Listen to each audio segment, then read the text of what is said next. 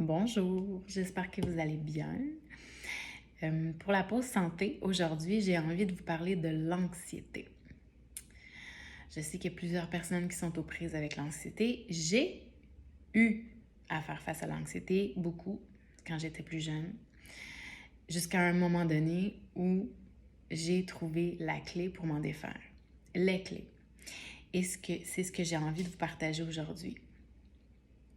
Donc, il y a différentes façons de regarder la situation de l'anxiété. Donc, tout d'abord, il y a les peurs. Il y a les peurs inconscientes et il y a les peurs qui sont comme irréelles aussi.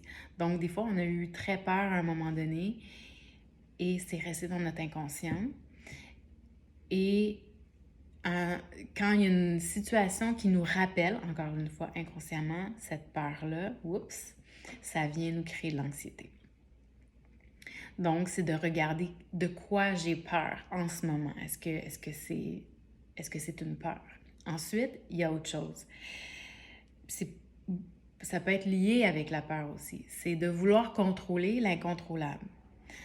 Dans certaines situations, dans la majorité des situations, on a le contrôle sur une partie de la situation, de notre vie. Mais il y a une partie qu'on n'a pas le contrôle. On ne sait pas la résultante. Ça appartient à soit une autre personne ou ça appartient à un moment donné, il y a une limite à ce qu'on peut faire pour avoir le contrôle sur une situation. Et souvent, de vouloir contrôler l'incontrôlable, et justement, ça crée de l'insécurité. Et c'est souvent à partir d'un sentiment de sécurité qu'on a besoin de vouloir contrôler l'incontrôlable. Donc, à ce moment-là, c'est de voir tout ce qu'on a fait, tout ce qu'on peut faire dans la situation pour s'assurer que ça se déroule le mieux possible. Et ensuite de ça, de faire confiance que tout ira pour le mieux. Que ça soit dans le positif, que ça soit dans une résultante où on aura quelque chose à apprendre, mais de faire confiance.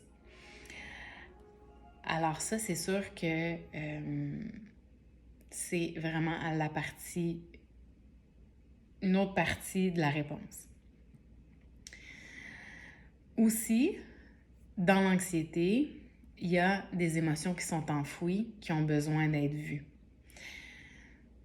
Donc, si on veut fuir une émotion que l'on vit, qu'on cherche à ne pas la sentir, on cherche à ne pas lui faire face, et que c'est un moment propice dans sa propre évolution où là, c'est important de faire face à cette émotion-là. Le corps va créer justement ce besoin-là de vous faire signe. Parce que dans le fond, l'anxiété, c'est un thermomètre. C'est un signal qu'il y a quelque chose qui ne va pas. Et c'est de l'ordre justement des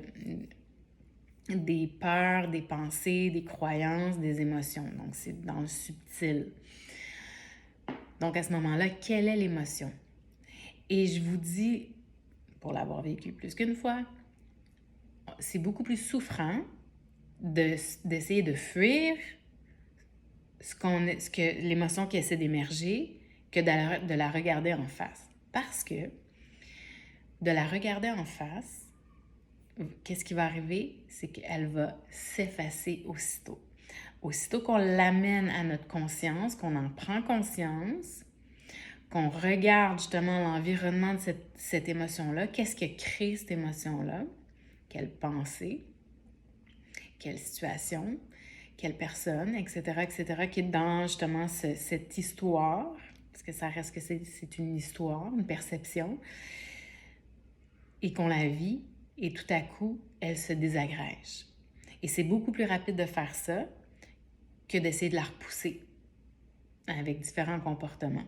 Évidemment, justement, éventuellement, l'anxiété, l'angoisse va prendre le dessus puis va dire « Ah, il est temps vraiment que tu vois clair ici. » Donc ça, c'est une autre partie de la réponse. D'ailleurs, il y a un truc qui fonctionne à merveille et ça demande justement de s'asseoir avec l'anxiété et de la questionner. Et je vous dis, vous allez avoir la réponse. Quand vous cherchez la vérité, vous allez trouver la vérité. Lorsque vous vous asseyez avec cette anxiété-là, au lieu de la fuir, au lieu d'essayer de trouver une façon X, Y, Z de vous en débarrasser, asseyez-vous et qu'est-ce que tu as besoin de me dire? Qu'est-ce qui est présent?